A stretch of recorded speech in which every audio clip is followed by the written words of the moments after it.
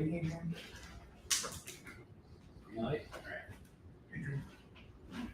Good evening and welcome to BayLISA's August 2025 meeting. BayLISA is a large installation system administration user group here in the San Francisco Bay Area.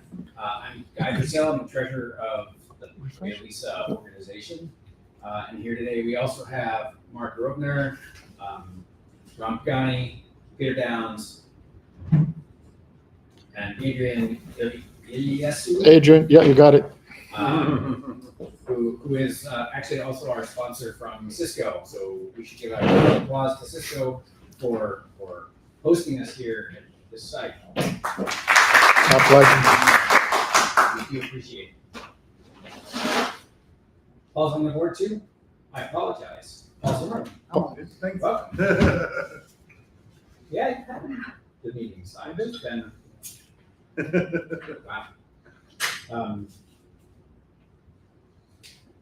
To Mark, update the notes. What? We meet every third Thursday of the month, and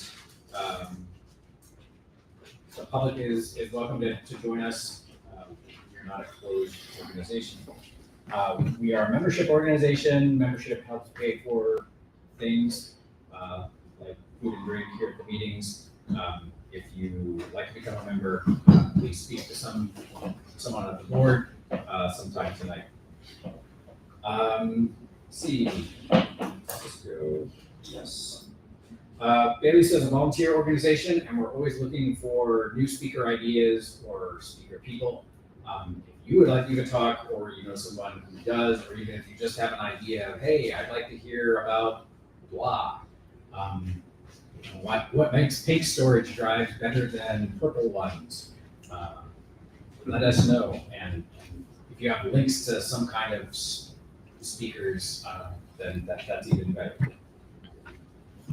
Okay, we typically reserve time at the beginning of the meetings for some announcements, and typically the BayLISA folks go first. So to start us off, are there any of the BayLISA board members who have anything to say?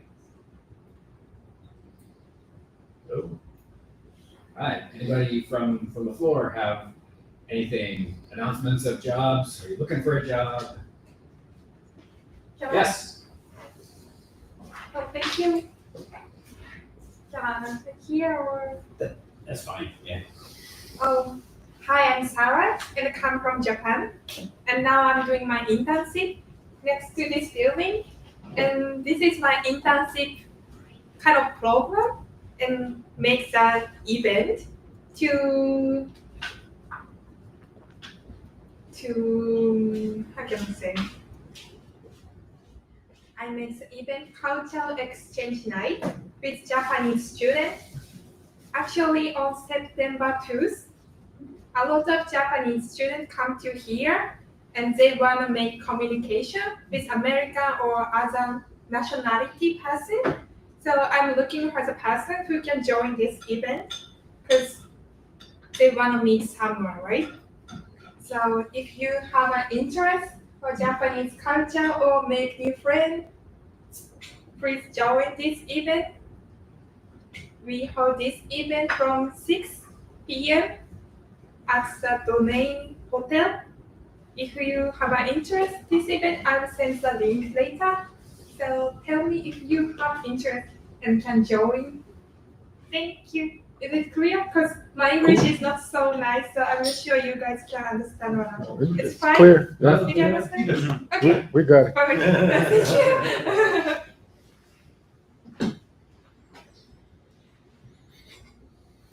Okay, anybody else? Nope. All right. Along the usual comments, we'd like to keep you informed of other interesting tech-related events in the Bay Area nearby. Before I go through this list, is there anybody out there who has anything in particular?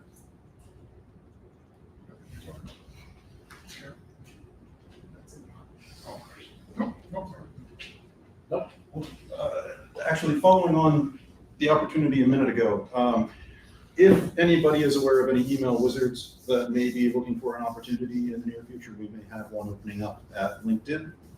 So just grab me afterwards, and we can chat about that, set the groundwork, what have you. Cool. Well, it worked for you 8 years ago. It may work for me. Well, that would be hilarious. Wouldn't it though? Ironically, kidding.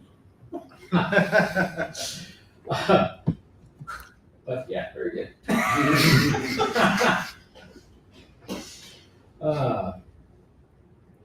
Right. SNIA Developer Conference 2025 takes place in Santa Clara, September 15th through 17th, and is an educational conference dedicated to providing vendor-neutral information on advancements in data technology. Everything storage. Well, not everything, because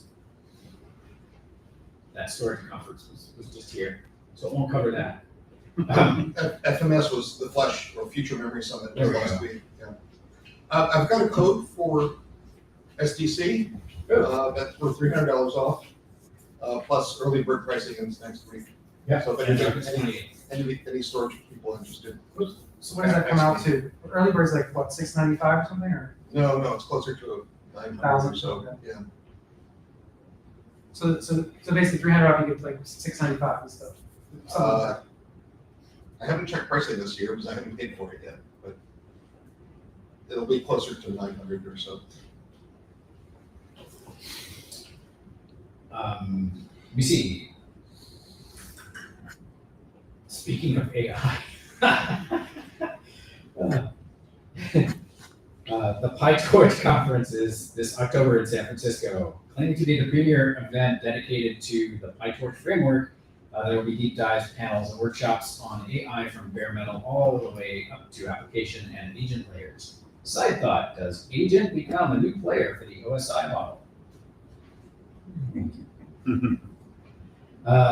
Super early and early rates have passed, and you only have until September 12th to get standard before it goes up to late registration. So get your boss up soon. For those outside the immediate peninsula area, DevFest, hosted by Google Developer Group, will be held on October 25th in Modesto. Free full-day tech conference. There will be speakers, workshops, demos for developers, innovators, tech enthusiasts, all skill levels. And also Maker Faire, Bay Area returns again in September. Billed as the world's largest show and tell, the fair combines DIY world, science, tech, music, arts and crafts, food, and more into a weekend of what is billed as the world's largest show and tell. It'll be held in Mare Island, Naval Shipyard, and Vallejo. Early bird pricing are on sale now. I thought it was over, but okay, cool. As well as 3-day all access and VIP tickets. And apparently something called Open Search is September 8th through 10th, 8th, 9th, and 10th, which is coming up. Right, before we get really going on the talk. I have one. Oh, Just to piggyback on the. Oh, wow. Okay. They had early bird pricing, but it looks like maybe it's still there. The Mass Storage Conference is coming at Santa Clara University. They had one earlier, and then they had one in the spring, but they're having one coming up in September. And it's staying still $300, but I thought it was going to go up. And it's a 3-day conference, September 23rd through the 25th, or something like that. If you are interested in that, it's msstconference.org. And yeah, oh, sorry, 22nd through the 24th. So it's like Monday, Wednesday, Tuesday, something like that. Looks like co-sponsored by Hammerspace, but a lot of interesting, there's a whole agenda on the website. So, storage people. thanks. The phone reminds me that you all should set your phones to silent. A lot of us are on call, things like that, and so we understand getting paged and whatnot, but let's do it quietly. And please step outside if you do, so we don't have to listen to that. Okay.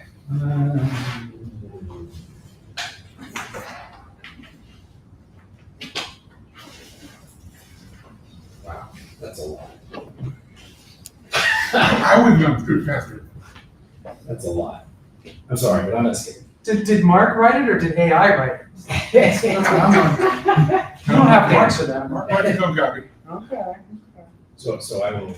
Even more impressive then. Shorter. The DNS is one of those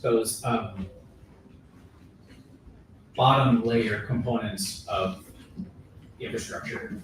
You can kind of first you get power to a building, then you get networking in the building, then you get some servers to do what? Serve the DNS so that everything else knows what to talk about. So it's one of those fundamental layers.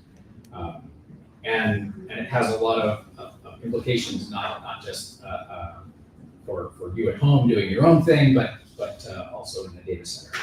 And so today we have Jafar Abdul to talk to us about a client-side piece to DNS. You can kind of think of it as resolver code that he developed at LinkedIn. Jafar has 15 odd years plus years of experience in the tech world, and 3 at LinkedIn now. Yeah, nicely done. Including having written this awesome piece of software. So I'll turn it over to Jafar.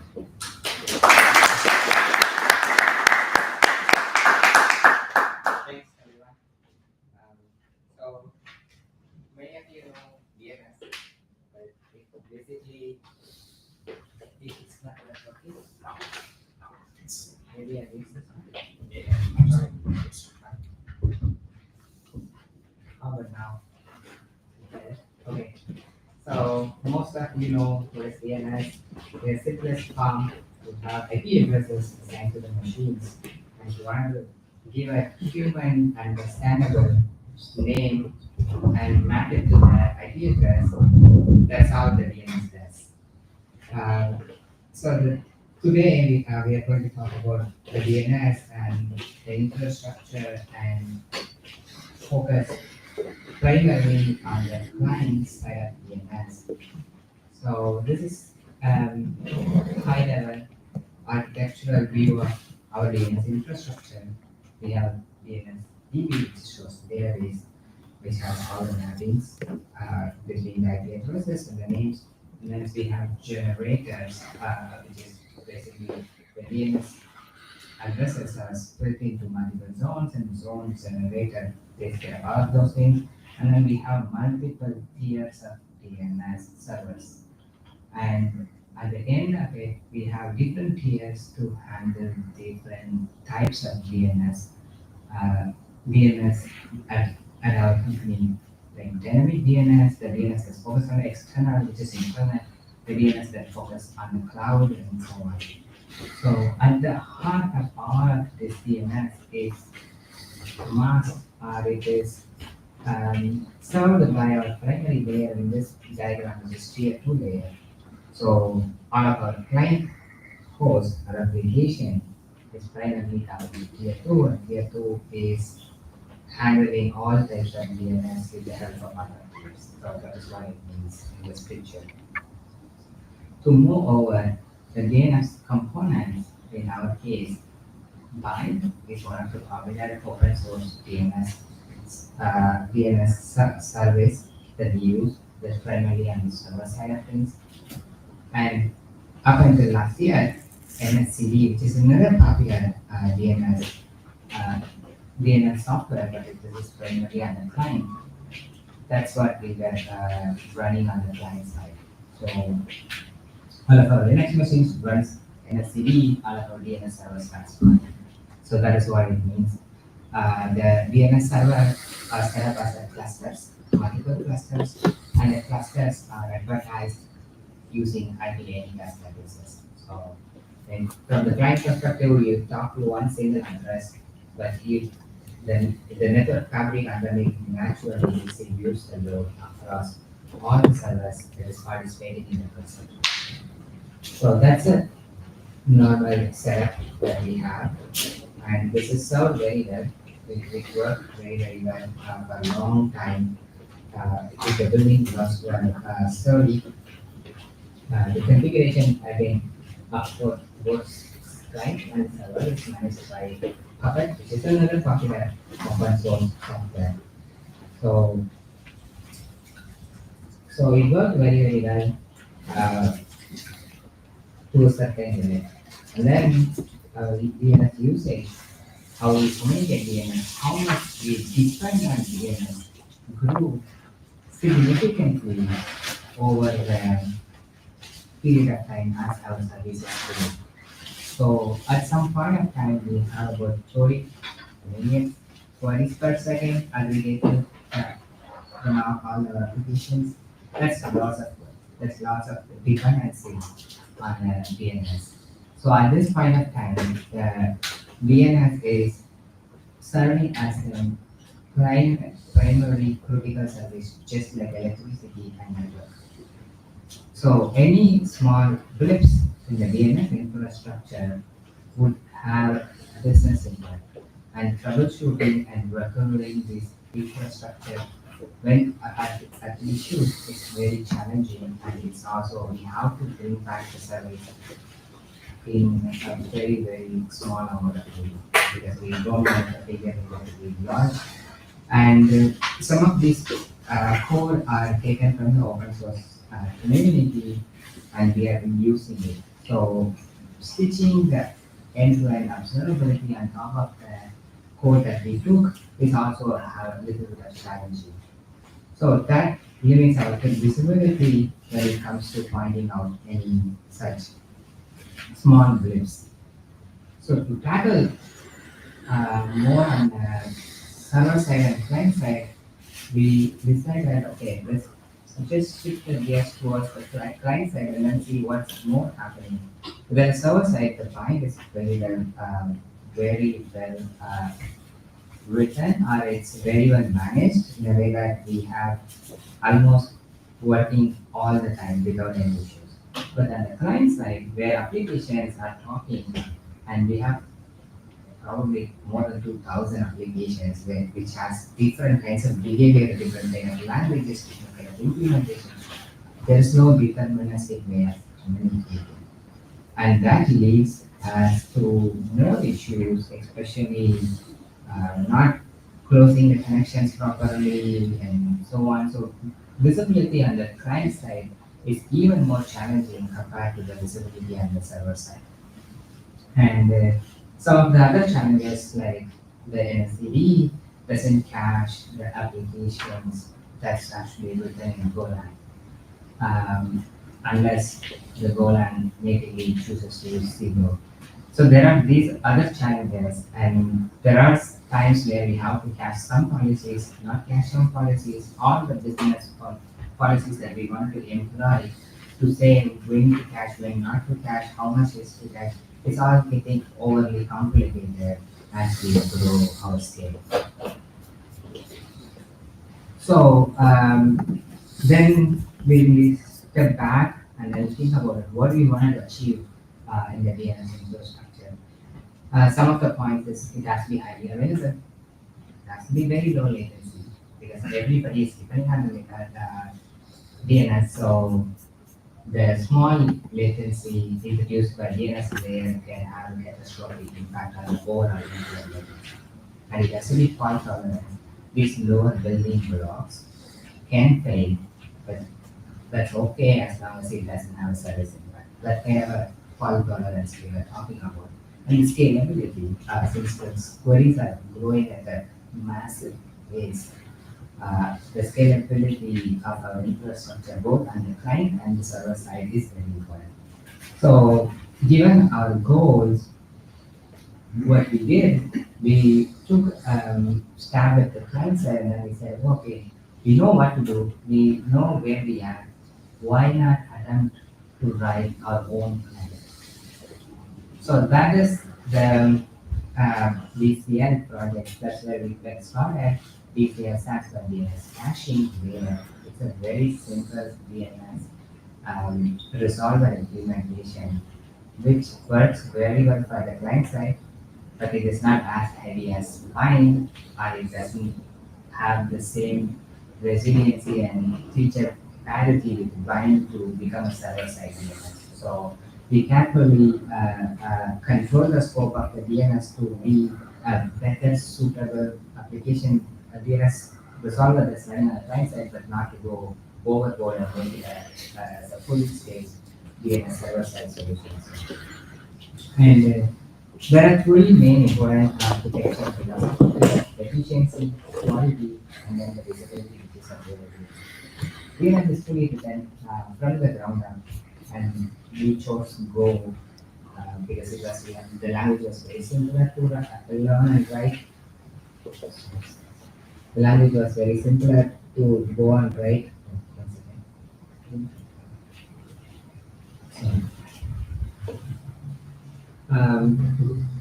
Go and write, and it gives natural concurrencies of it, which we really wanted to process queries and concurrently. We also did a small POC and compare with other solutions that we can find it in from the market system BayLISA or down. Overall, the ability to control the source code, ability to control the behavior, ability to patch if something goes wrong quickly, the development velocity and rollout velocity is very high when we fully control the code. And also, we can build visibility to issues in less than few minutes. So the motivation was really high to go towards our in-house solution, given the pain points based on our experience and given what we can do with our open source, what in-house implementation. So this is the architecture. This is how it runs on the client side host. So DCL, this runs as a daemon. It listens on port 52 in this example. But you can make it listen on any port. And the DCL, normally we deploy it on the local host and we update the resolve.conf to point the DNS and server address to localhost 53.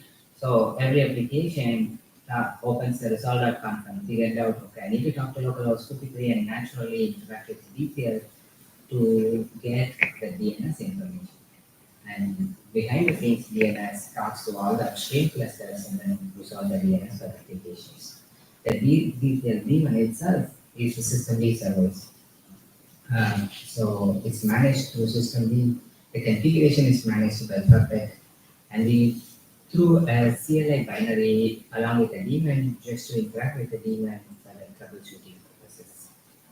So that's how the DCL runs on every host.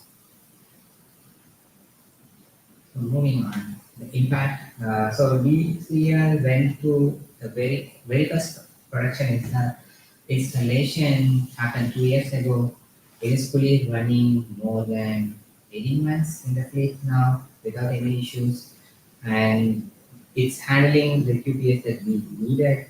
And overall, we have about 90% cache utilization. So that means our upstream queries are almost like 1:10. So that's a very good ratio, and our troubleshooting experience improved greatly. I mean, we have lots of people from LinkedIn here. They can talk about it, how it changed how it helped them to spot issues, troubleshoot. And the meantime, since the troubleshooting experience improved, it automatically decreased the mean time to detect as well. So those are the benefits we firsthand realized when we deploy these AFC. So I have a question. Do you know what the overall caching ratio was before DCL?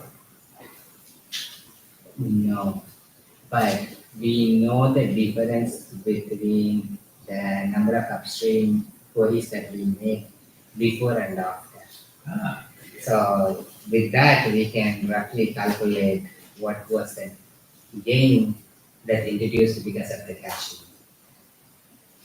I don't have that exact number on top of my head now, but yes, we did look into it because the previous version, which is NSCD, we couldn't able to exactly compute the caching ratio. So our guidance is to say, as we ramp DCN, what is the deployment stream for this? And then try to understand that dip is naturally happening because of our caching impact, not caused by any anomaly or any bug that is introduced by DCN. Can you repeat Guy's question? Oh, yes. So the question is, what is the baseline caching was done by a previous solution in a CD before DCL took over?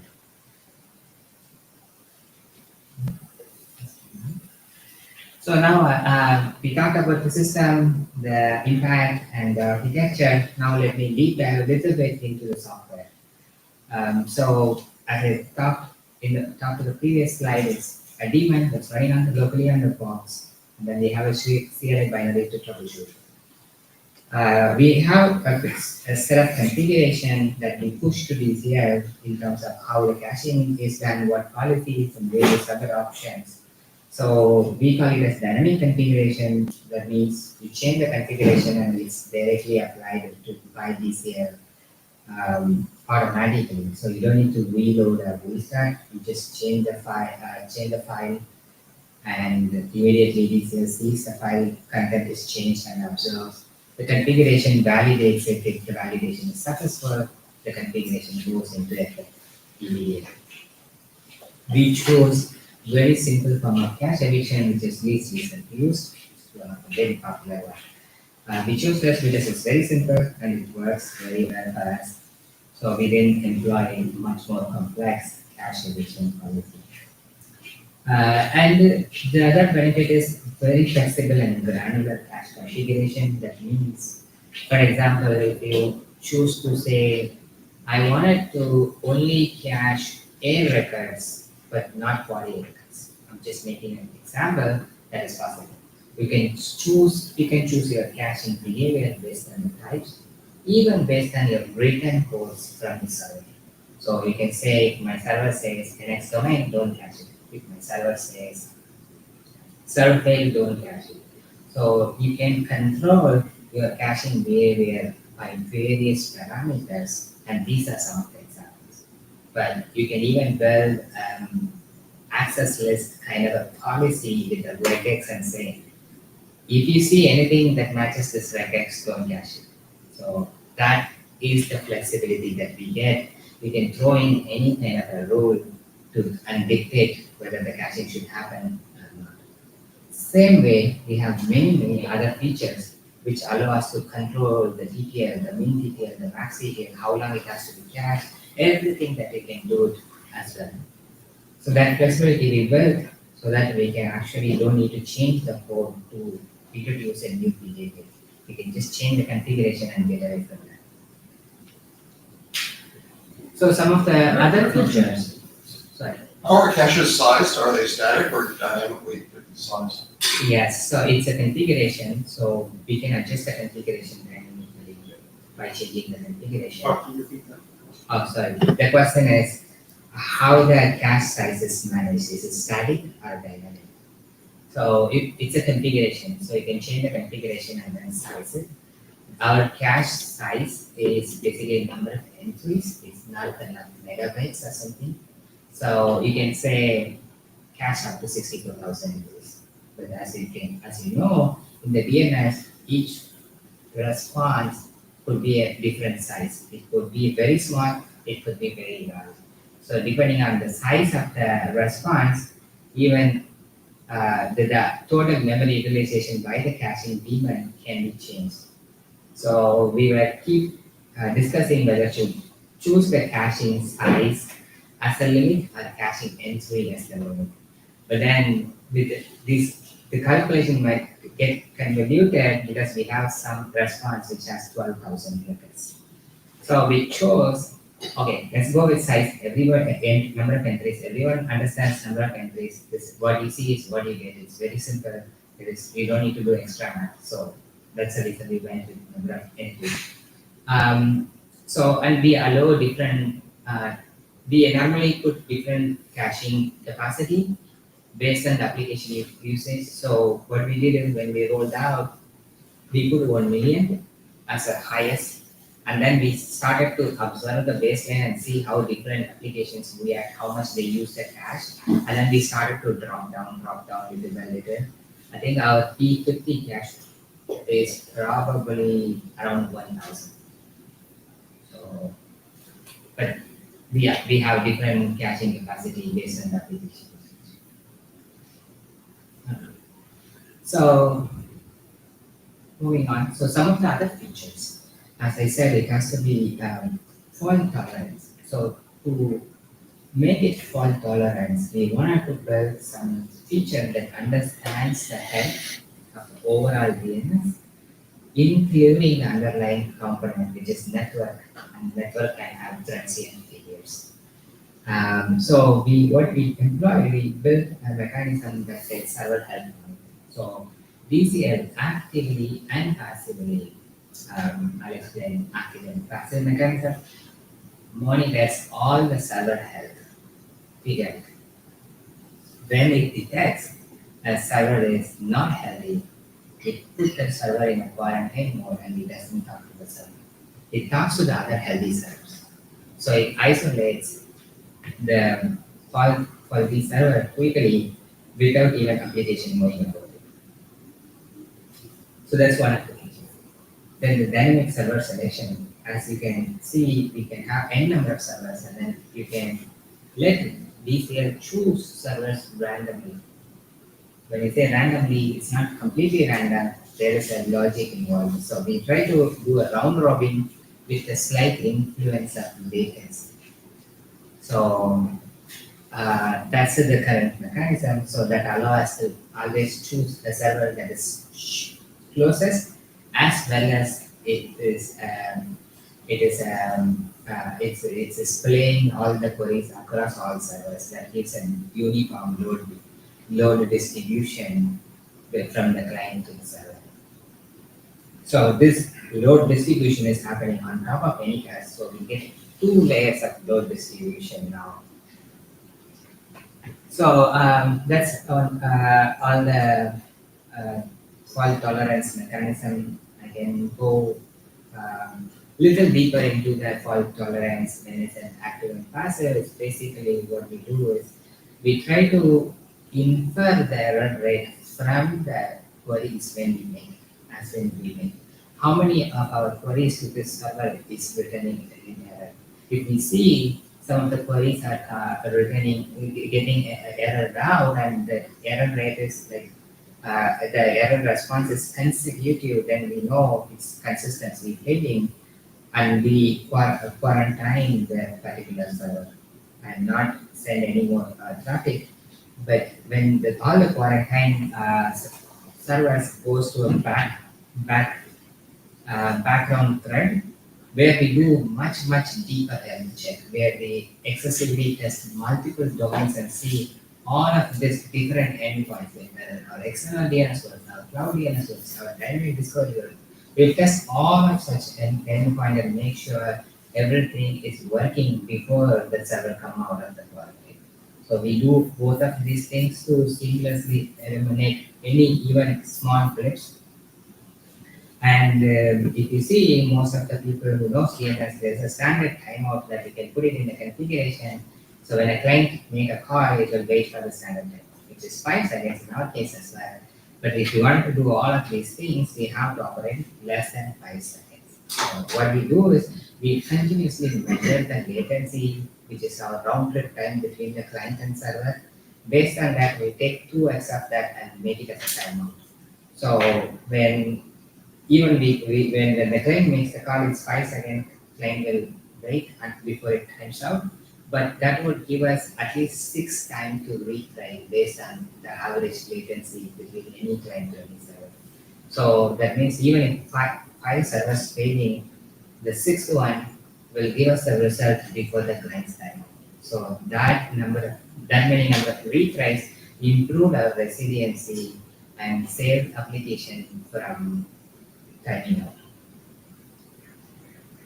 And beyond that, we built other features like prefetch. You can actually, when a policy is expired, you can ask the DCL to prefetch and keep cache warm.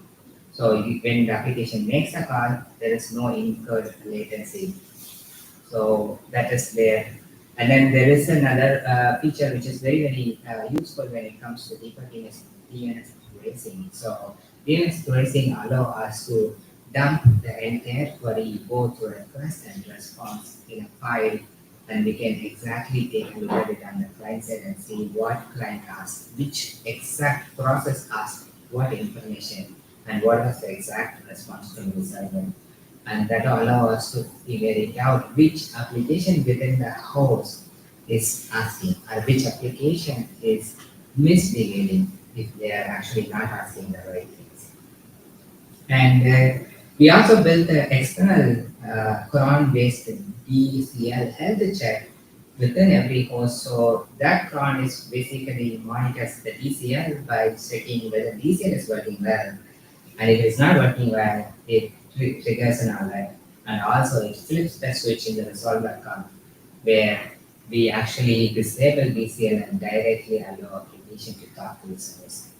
So this health check and the mitigation also works when the DCL doesn't do the job. So we had multiple such mitigation steps to make sure that application doesn't face any issues. And the other thing is we do cache preservation during the reload. So when, let's say we have about 100,000 entries in the cache and then we are doing a software upgrade or we are doing a reload, normally what happens is all the caching entries gone. When it comes back up, all the application will hit, that will push lots of load to upstream server. So we carefully preserve the state and we make sure that it's preserving active entries, not the state. And that minimize our spike in the upstream when all of the DCL is getting upgraded, because we used to push frequent software upgrade on the client side. So we want to make sure that there is no spike every time we upgrade on the server side. What's the use of the caching backend? So can you ask the question? Like, you're storing cache, it's persistent. So where does that live? Is it Okay. flat file or database? The question is, how does the cache preservation is handled in the backend? It's a flat file.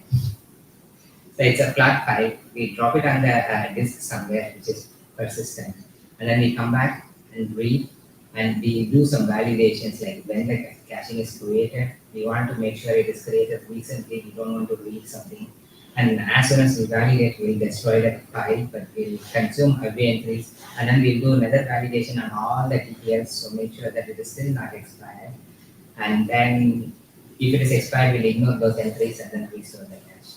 And all of them are happening behind the scenes when the DCL restarts. So because we wanted to restart or upgrade DCL in a very, very short window. So the way the entire upgrade process works, we push the code goes to the host, and then we flip the switch in the resolve.com. So DCL is no longer serving cache. The upstream is taking control over the DNS directly. And we push the software upgrade. The cache preservation starts, dumps the file, new code goes, the daemon goes down, new code starts up, reads the, immediately it starts to listen and then flip the switch from the upstream to the DCL. While that is happening on the background, we actually observe the cache from the file. So our DCL upgrade window where DCL is redirecting the traffic is around 20 milliseconds, and we want to make sure that it is strictly minimal, because we don't want entire 30 million TPS to hit the upstream server. So that's why we did it in the background, not in the foreground. Yes. When is the cache saved? Is it only on explicit restore, or is it saved at other times too? So the question is, when is the cache is preserved? It is only on certain conditions or it's on all conditions? Only on certain conditions. So there are some scenarios like software upgrades, controlled restarts. All of those conditions, we are preserving cache. There are conditions like random segmentation fault. we will not catch it. That's the reason behind the approaches. If it is, if we are restarting or panicking in an unexpected way, we don't know what's going on. That time we don't want to actually try to write something to the file because we don't know what we will be writing. But in any case of software upgrade or any controlled restart, we know that it is orchestrated and it is deterministic. So we know that daemon is in healthy state, so we will actually preserve the state. That's the philosophy around it. Okay. The observability part. So one of the most important elements of DCL and building DCL in-house is building a good amount of visibility into the whole DNS, especially the client side. So we have logs. Our logs are very, very minimal, but we have logs sent to a centralized place where you can run queries against the logs and then see if there is any pattern you want to look at. And we have lots of methods. DCL is one of the applications that runs on every host, so it pretty much runs on every and it has lots of methods. So the metrics around latency, the metrics around errors, the metrics around the size of the response, we have all different metrics that's emitted based on every query that DCL itself. All of these metrics are converted into dashboards for better visibility. Also, all of the metrics are used in some shape or form in terms of alerting the on-call when there's something that is not right. So, in terms of the metric design and the infrastructure, we use Prometheus. Prometheus is another popular database when it comes to time series databases. So we use Prometheus library and we use Prometheus variables as a metric, gauge counters, histograms, and then we push everything to a centralized collector. From there, Prometheus scrapes. So that's the architecture. In order to speed the dashboard, because if we are talking about a whole fleet, that is lots of codes.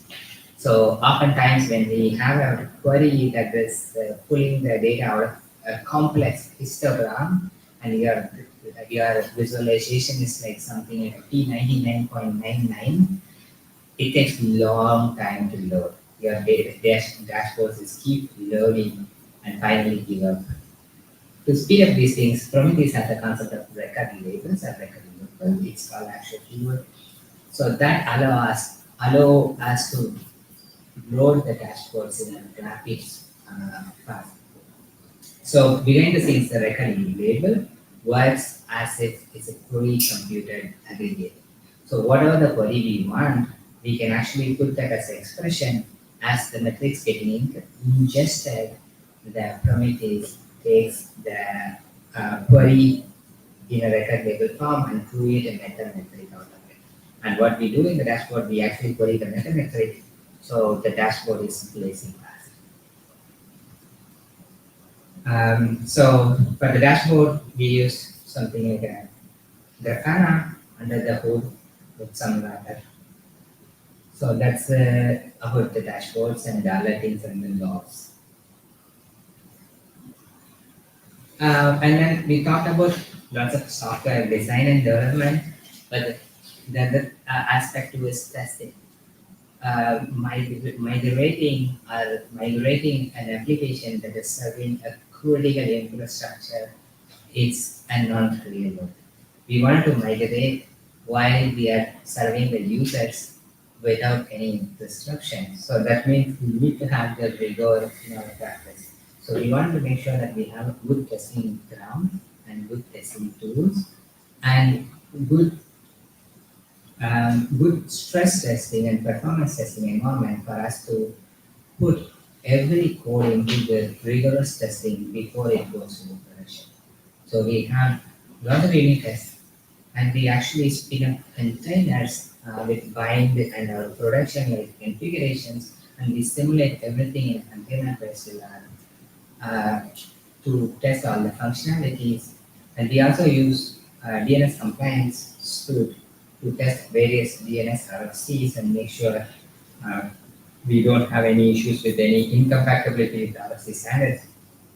We also did something like A/B testing. We sent one query to a NSCD, the same query to DCL, and then we get the response and then compare the response and see if there's any difference.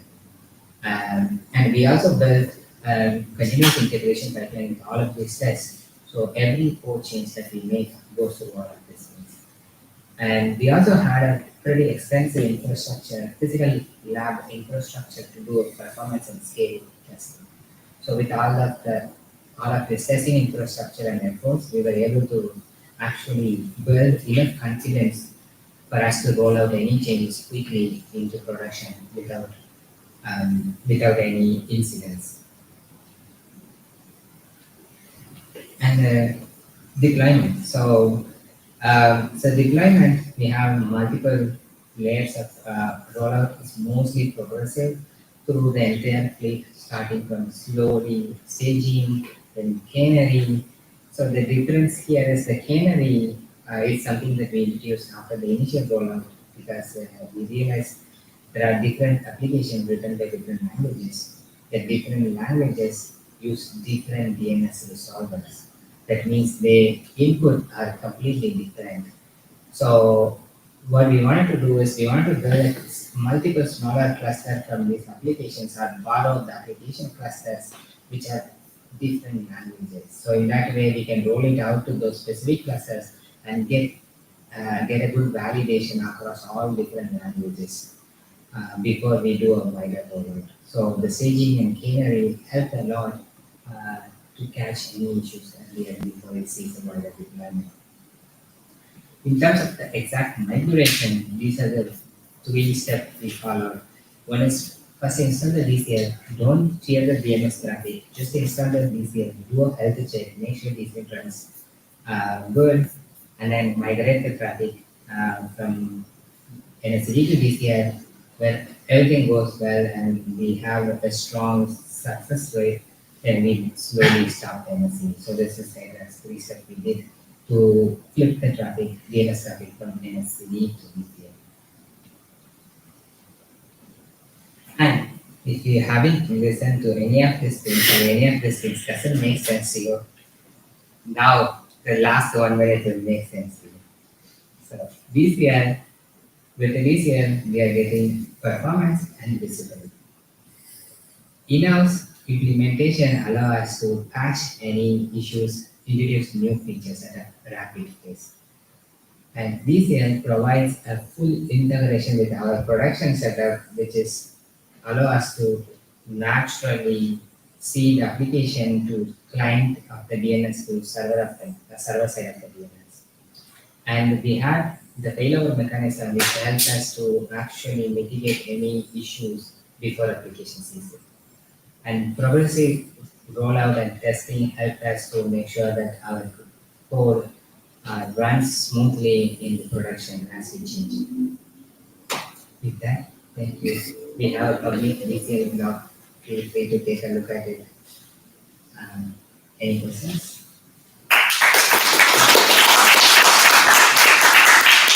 Can you highlight on that so we can see what the URL is? I'm assuming there's a highlight. No. It's kind of. Okay. So if you go to LinkedIn, if you do LinkedIn engineering blog DCL, you will get the link in Google. I'll make sure it's in the bigger text in the video. So is it open source or is it like only proprietary for you guys? Like what's the deal with it? Yes. The question is whether it's open source or not. If it's not open source, it's still proprietary. Yes. I have a question about your internal configuration. You mentioned that your DNS servers use Anycast. How is DCL identifying multiple DNS servers internally? Yes. So the question is, if we are using Anycast to advertise DNS servers, how DCL knows all the different servers? So we have different clusters. Each cluster with its own Anycast. So from the DCL perspective, these different Anycasts are viewed as the servers. That's the current setup. But we can pretty much remove the anycast and give direct servers. That is also possible. There's no limitation on the DCL side. But we wanted to introduce minimal changes to not see any anomaly. So we only introduced DCL with anycast, which is very well working before. We didn't go and rip up the anycast. Can you bring up your architecture diagram? I'm just curious to look at that.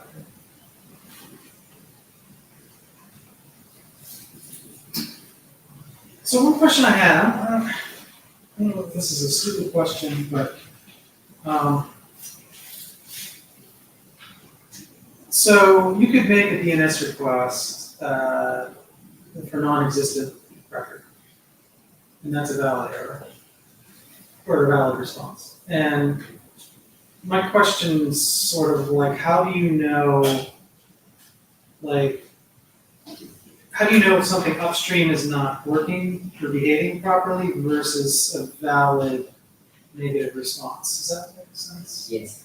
So the question is, we could make an invalid query, and that results in an invalid response. How do we differentiate the invalid response versus the real failure? Yes, because it is possible that the server returns different error code. When we make an invalid request, which is not a valid, server most likely would say NX domain. But in the case of other issues, so NX domain is not a failure for us. NX domain is just says we don't have the record, but we consider that as a successful response. But in other cases, either timeout or server failure, we kind of treat that as an error because that's something that's nothing to do with the query content, but it's something to do with the response or the nature of the DNS information that the client is trying to access. So that's the differentiation we make. I guess maybe follow up. So that all makes sense, but I guess I'm thinking of a situation where, because you mentioned querying, say, 6 servers. It sounds like you're talking about like a failover scenario, working through until you get about somebody giving you the right attention, I guess it would put it. But like, if for some reason it's not in that upstream. Let me take a step back. My understanding is I get the impression that this is all about availability at the client level. So for a given host that's running this, it's all about availability, low latency, give me the responses so my applications don't miss a beat, that whole thing. But your dependency is, it's garbage in, garbage out. It's only as good as whatever you're getting upstream. So you're trusting your upstream is always fantastic. But obviously you're building against that. And you're building with the idea that it's possible that there's going to be some mess somewhere up the stream. Trust but verify. Yes, exactly. Trust but verify. But so that's what I'm getting at is like, if you get an NX domain and one response, and it's just it happens to be that particular server. I think I'm answering that question. I mean, it's only as good as what the server provides you. I mean, you guys can't at the client level really.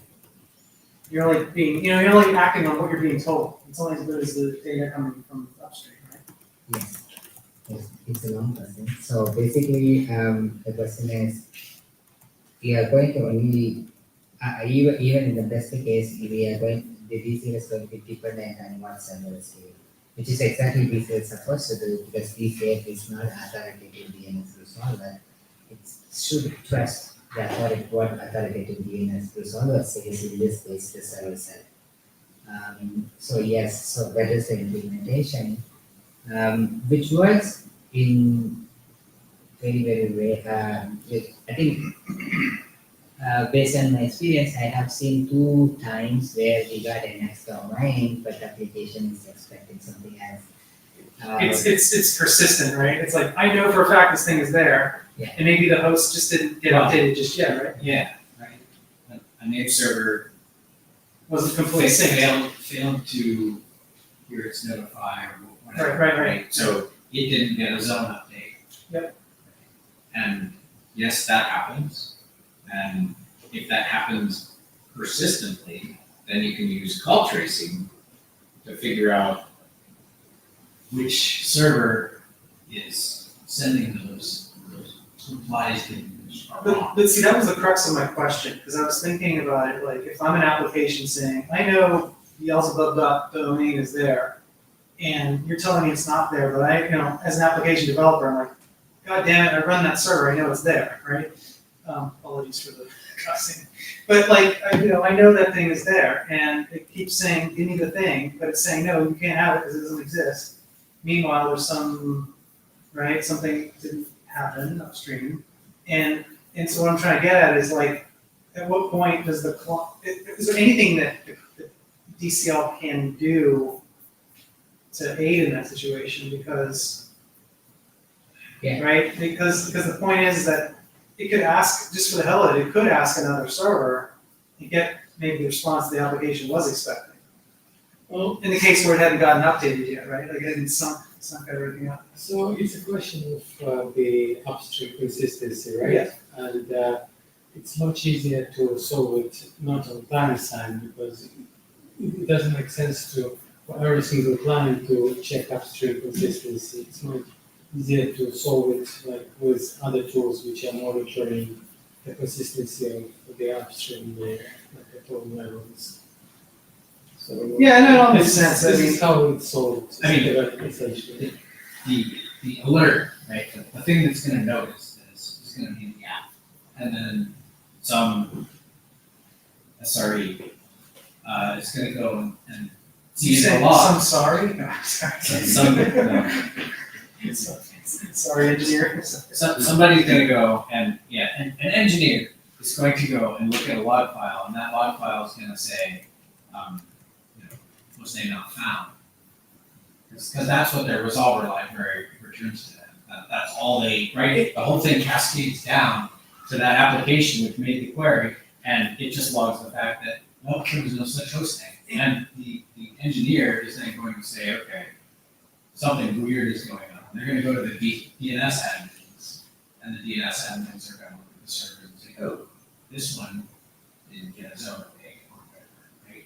Yeah, I mean, I guess in the worst parts of this, it feels like, as a LinkedIn user, right, the worst part of this is the silent failures that can happen. For example, let's say you're messaging, right, and you type into the box and you try to send a message and nothing happens, but it could be something like this on back end where it's like, oh, DNX, right, DNX. So you expect the website app to tell you if they're having internal DNS issues? Not specifically. My nerd cap would love to see that. I would love to put a debug user mode kind of situation. But that aside, I would just like to say that, like, yeah, it would be nice to, like, no, what I'm asking is that, like, could it be resolved somehow that I'm giving a symptom of what happens. You want like happy eyes, but for DNS.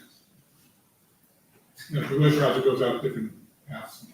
Yeah, like a multi-path, right? Like because it seems like that's what the client is doing here, right? It's able to do that. But there is another issue, codependency, because we have all kind of bloody cookies floating around. Sometimes it's a single pixel that you need to get from somewhere before your browser can proceed, because of the JavaScript that doesn't let you go further. So how do you troubleshoot?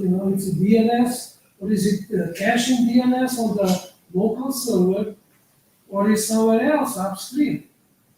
So this is, I think, too much burden in this situation for the client side.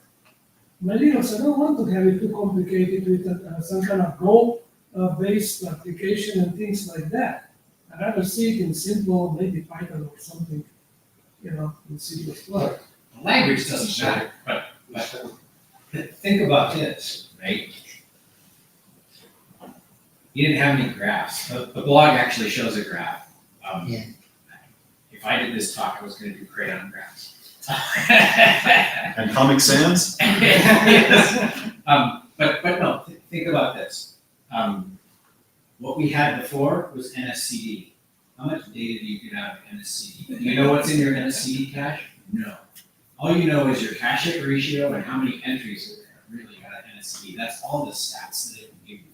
This gives you all kinds of metrics. There must be hundreds of them that it's shipping up into Grafana all the time.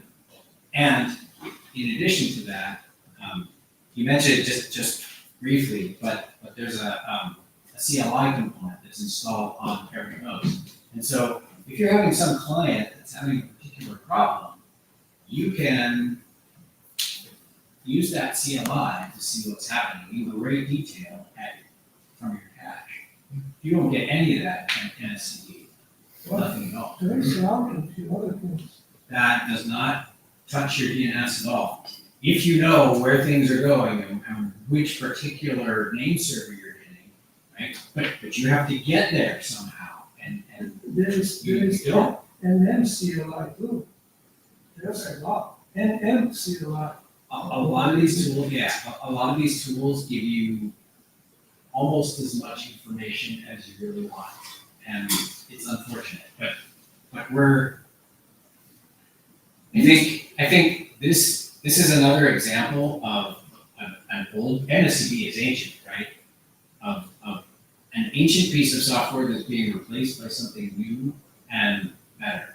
This integrates, you talk about logs and as well as all the metrics. When you're a big company and you're dealing with 30 million QPS at your DNS layer, for example, and plus all of your applications and their logging stuff and they're sending metrics, you're gonna have a metrics service. And all that stuff is gonna go in there. And here's another tool that can send its metrics, take advantage of what your company has already developed in this metrics service and logging service, and just ship that stuff to those places without you having to do anything. It's just some library calls. And that's some of the beauty of this kind of And this is just one example of one host. I mean, you basically have this replicated, this is part of, I'm assuming, your standard deployment image. Too much. Oh, yeah, so you probably have millions of these things deployed everywhere. This is just floating on itself. It's causing global warming by itself. That's AI. Millions, just 500,000. Inference. I'll just have It's nothing extra. It just replaces an CD. Right. So, Yeah, without it, you'd be feeding all these queries up to your DNS servers. Right? Yeah. And just to correct something that you said, you're not going for absolute availability and low latency here. The fact that you have a caching layer means that you're not, right? So you're cutting, you're caching so that you do fewer queries, which means that there's going to be a delay in consistency. The way you usually deal with that is that negative responses get a much lower cache time than positive responses. I was thinking Well, availability. the other thing, they're also not doing queries in parallel, because that'll do at least double or triple, right, the number of queries. They're doing availability by doing serial failover. I was thinking availability from the applications. Okay, within the box. Like, so, yeah, exactly, the application knows that it's gonna. I don't see anything here other than like that it doesn't crash. It looks like they're doing the queries over UDP to the local server too, so I don't know what happens with throttling or if the client overloads the local networking. this is just one company doing these things. What about others? I mean, somebody has an even bigger set of servers, like Google and probably Yahoo and a few others. They have their own solutions. But I don't know, based on my understanding, when you're talking about deployed on every Linux, this seems to me is too much overhead. So Troubleshooting. in terms of the overhead, we measure the comparison between two aspects. One is how much memory used between the old service and new service, and what's the CPU usage. So the old service NFV, when it runs with almost no caching, it occupies about 2 megabytes of RAM in a host. And when diesel runs, and it occupies about 9 megabytes per host. So that's 7 megabytes increase, but 7 megabytes in a RAM that is like 32 gig or 64 gig is pretty much insignificant. And at processing around 1000 TPS per second, DCL still uses almost 1% of CPU cores, which is pretty much on a roughly basis. We have 34 machines running everywhere. So 1% is at the 1000 TPS rate is still less. So in that aspect also we were very careful not to introduce CPU hogger in terms of just providing little better advantage at the lowest infrastructure level. So those are the two dimensions where we compare between the overview, apart from the functionalities, apart from the visibility. Perhaps a little more context around the decision to develop this would help. This is obviously a huge investment in time and resources and effort. What were some of the issues with NSCD, some of the failure modes with NSCD that caused LinkedIn to decide it needed to replace a piece of code that was well established and in use for years and make that expenditure in resources and personnel? Well, you have a slide, don't you, with advantages or? Yes, I think this is summary. So the question is, taking an in-house art with a long investment, what made us to do this way? What real challenges that in NSCE that made us to choose this one? So some of the things is visibility, and the visibility, lack of visibility prevents us from knowing when things went wrong. So that means there is some bad state and the bad state is there forever. So that means the application is continuously facing issues, which is one at the abstract high level. Then there are the stale inconsistency issues, stale issues. There are sometimes reserved entries from the NSCD, which is they pass its expiry, but the NSCD itself, because the TTL enforcement was not happening at the millisecond level or second level in the NSCD. So the lowest it can see, I don't remember exactly, it was about 15 seconds or 30 seconds or something. Probably Eugene and I knows better than me. That's one thing. Then there are other applications, the newer languages like Go and other applications, which uses a different DNS resolver library, which altogether bypasses the NSCD, because NSCD doesn't run on the localhost /53, localhost 53, but it runs as part of the library when you do get host address. Get address info. I forgot the signature. So because of that, some of the application doesn't use that a function call, it bypasses the function call. So we were not caching optimally. When the issue happens, the issue persists over the period of time. So the application hurts for a longer period of time.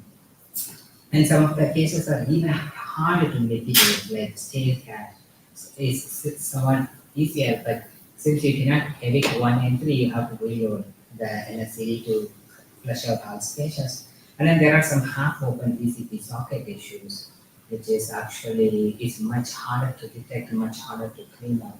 And we have employed, I think before this year, we have employed lots of mitigation strategies to detect these issues and proactively clean, but none of them are happening at milliseconds or seconds level. So there is some time involved before we actually react and clean up. But by the time it's too late for application, because application already got out. So the amount of time we spent on debugging versus mitigation and working around things versus how much time we spent, we still felt it is very well utilized the time, because the whole daemon from the scratch to the production readiness grade was, the whole development time was like, you can say 2 full-time engineers, 3 months. So versus how much time we spent on debugging and fixing issues on a daily basis or monthly basis. So given that the trade-off already gave us the positive impact, so we tried out multiple strategies, and then I think other teams also tried to build something that is local as well. So this is not the first or only attempt we had attempt, but this one become successful attempt. Yeah, I would like to add that the company also invested a lot into patching, improving NSCD itself. Like we submitted a lot of upstream requests to fix issues with discovered However, it's one of the applications when it's an application from past. It's an application from 90s essentially. It was very old, development paradigm, and like carrying it forward, it's like carrying tech debt from 90s into 2025 is kind of taking its toll. Also, a side effect, we can compare like monitoring impact of LinkedIn not available from DNS issues, and we can extrapolate from the revenue not received from the services not available to users, and it would give very direct and significant monitoring impact on the business. So it was very well worth investing. I'm cheating a little bit because I got to see some of this at the time, but what I was trying to get to was the impact on the organization on the application stack due to the poor performance or non-performance of NSCD. Edge cases where it, for example, would stop caching and the DNS infrastructure would be DDoSed by application servers that were no longer able to use NSCD to cache effectively.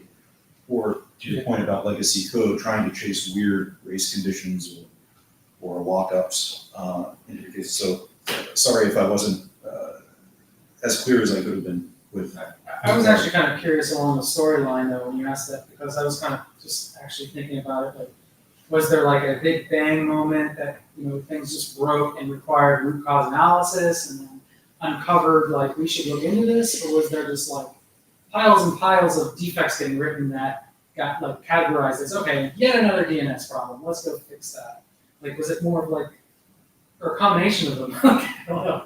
Because like when in my background when I was in the engineering side, like, it'd be one of those two things, right? You just get a pile, stack of stuff. It's like, okay, this is just the same thing. We got to freaking just go after this thing. It's a beast. Or there was just again a major big bang. And it was like, okay, root cause analysis CEO says, go freaking make this work. I'll go out on a limb rather than somebody else putting your name on it. I would say it's bang after bang after bang. The problem is that over a very long period, there were repeated high impact issues, high impact events where NSCD was contributing to or causing issues.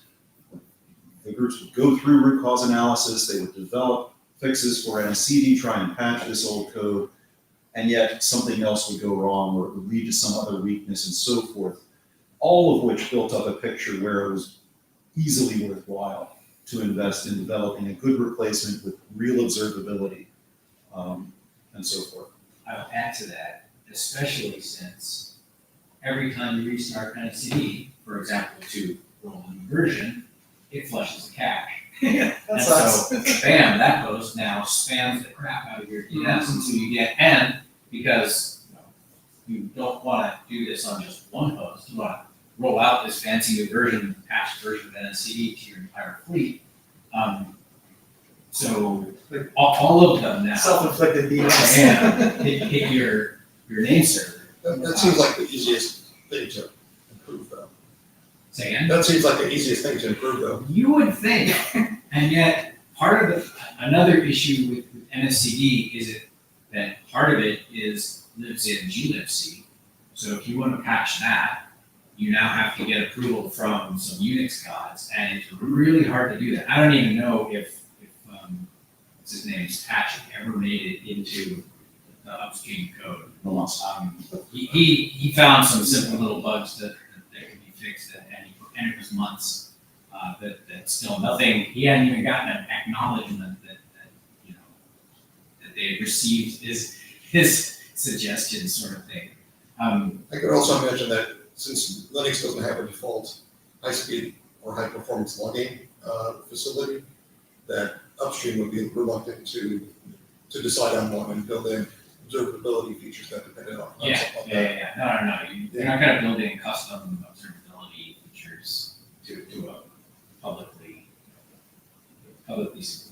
Just wait, we'll suck it in the system, that'll be fine. Am I hallucinating, or did Ubuntu just announce that the next version is not using NSCD anymore? They're using it's being subsumed by the system D result. Red Hat was there too. Yeah, Red Hat or Ubuntu. I can't remember where.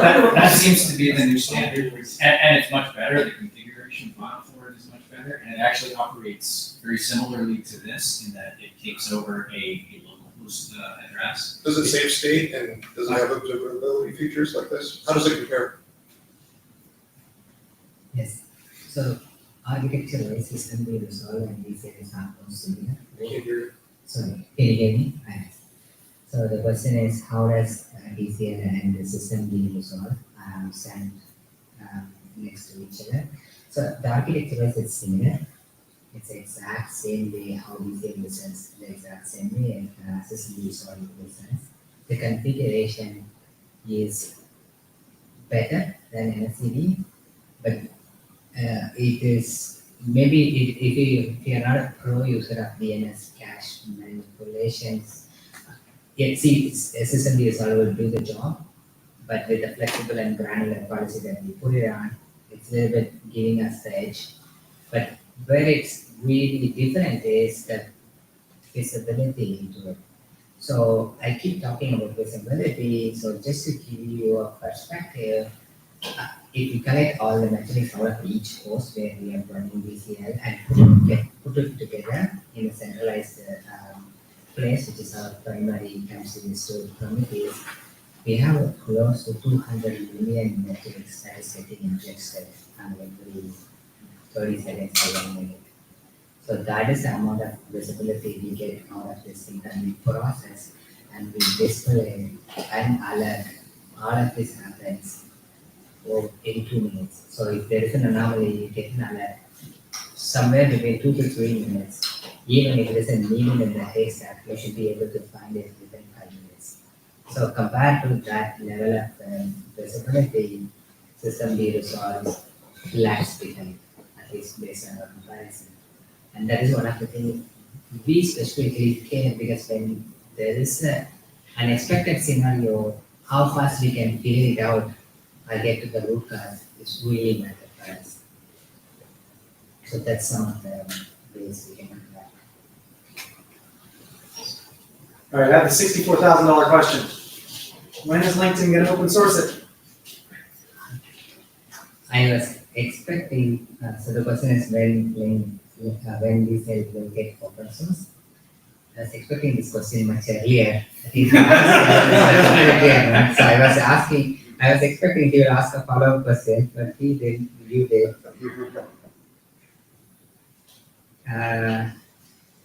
We'll see. I mean, LinkedIn likes to open source stuff, or? Case by cases. I select if they have some stuff, but not much. It's So, Microsoft based. so yes, the open sourcing decision is made case by cases. So we don't know yet exactly whether we are going to open source or not. We are talking to the committee who approves the open source, but Is it up to Microsoft? Because Microsoft is a open source program officer. they have, but we have our own committee, You have your own we thing, have okay. our own policies. Sure. So I can't say whether we will do it or not at this point of time. It seems like it's super useful. I mean, right? All right, I'll leave it alone, but I'm sure you guys want people have asked you for. You mentioned upon shutdown, you restore resolve.conf. The configuration file, the DNS configuration file that points to you while you're running. This is more of a Linux question. Is there a standard or convention for saving and restoring that file? Like if your service fails? If the DNS fails, sorry, DCL fails, Yeah. So roll back resolve.com? So presumably to restore resolve.conf, you're saving it somewhere. Are you following some convention for that, or are you doing that on your own? yeah, so the question is, how does the resolve.conf get updated? Is there a standard convention or it's something that we do from our own? So the resolve.conf itself is managed by a host configuration management tool, which is out of Puppet. Okay. So it periodically checks, periodically verifies, periodically validates, and makes sure it has the right configuration. What we do in the states where we see DCL is not operating as is expected, we just wanted to remove the first entry, which is our local host. We do it by through our DCL health check mechanism that's a cron job that's running periodically every minute. But we also tell the Puppet system, don't validate it, don't update this file. I know I modified it, but I modified for a reason. So we also tell the system that don't override it. And when it comes back, we actually put it back, also tell the Puppet configuration management system saying that now it's all right, you can change if you want. So we have this built-in mechanism which is our own way of doing things, but we just make sure that we coordinate with a system that's managing the entire host configuration, which includes the server configuration. So there is no race conditions between these two. Okay, that's your own private process. Yes, it's just the way we do it. It's Yeah. not the standard way, or it's not something that is we are leveraging. So, I thought you were going to say copy it to .original or something. Well, a convention is better than no convention, but But the only difference between The presence of the logos. DCL version versus the non is just the first line. Commenting out, So it's essentially. pretty easy.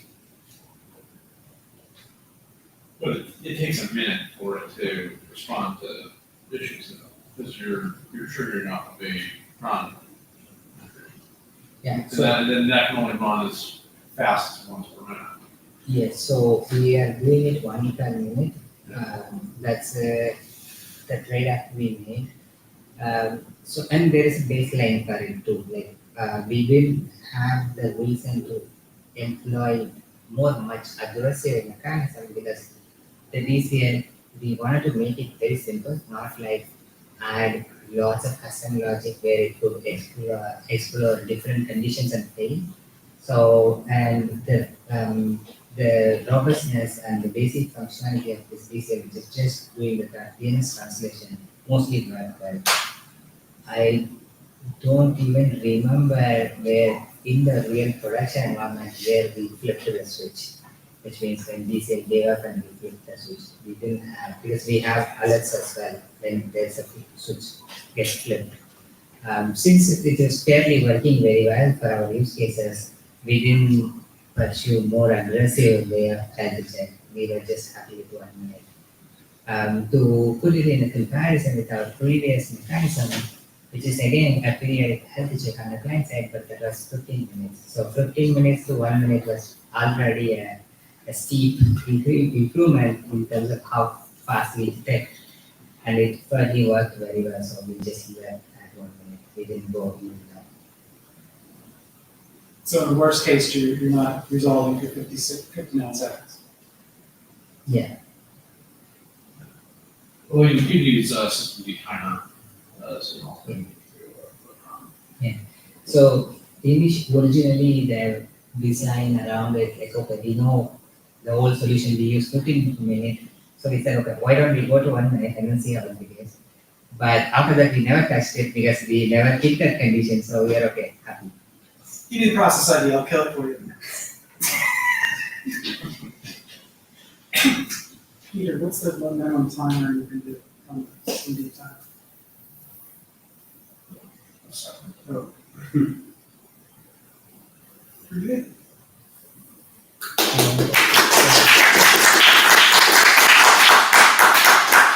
That sounded like the rip. What? Huh? Do a little. Thank you all for coming to BayLISA August 2025 meeting. Is that all I have to say? You know what we're doing next month? Oh, next month, we're having a meeting. No, we don't know what next month is gonna be yet. there are a couple people we haven't heard from. So. Let's talk about LIS. About what?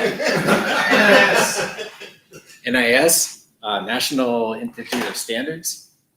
He's referring to like NIS / Yeah. Yellow Pages. Yeah, no. Yeah. Yellow Pages is gone. I don't even use it anymore. And if I stop using it, it's I dead. heard it's fire. I'm still running SendMail, man. I'm not running NSCD though. Were you not using NSCD for any other kind of caching other than DNS name serving? Yes, we use it for one other purpose, which is caching LDAP, and we still use it. We still use it even today for caching LDAPs. For the call for request passes, NSL. But that use case it works well, so it's good. It's interesting because that there's some wacky repeat wacky cases that cause NSCD to make a bunch of queries more than it should, like 6x or something like that, and they all have timeouts on them, and so you can be waiting for a really long time for an answer, and that answer might just be nope. But it only does that for host names. So for this other purpose, works okay. In one of the slides, you said that you take localhost out of, I think, result.com. Yeah. Why localhost? Because you log in. No, not local. Local host port 53 where DCL is listening. Yeah. We take that information so nobody is talking to DCL when it comes to the DNS. They talk to the actual DNS server to resolve DNS. So that's only when the DNS, DCL is not functioning. So it's not the local host, it's just a port that DCL is listening and take it out of. Yeah. So the way DCL works, and maybe you should add this in a slide or something, is to just show us an example. Result.com is to turn DCL on. The daemon started. You just add a line to resolve.conf that specifies localhost port 53, and that's where the daemon is listening. And so all your DNS queries now go to the daemon instead of across the wire to another. Wasn't that part of the Etsy NSS dot something or that file? And a switch, yeah. Yeah, so that's part of the system being resolved. The new system is that it binds with the NSS system. Yeah. And so it's similar. You're basically setting up what they call a stub resolver on the local host that handles all your queries for you. Did you just say why it's better